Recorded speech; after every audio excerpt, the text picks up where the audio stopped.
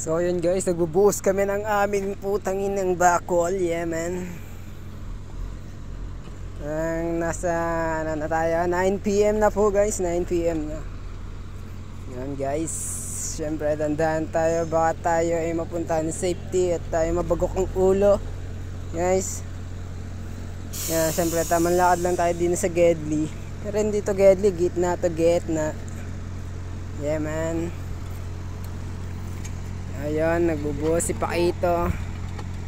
Ayan si Paquits, si Abiles at si Kano at si Tatay.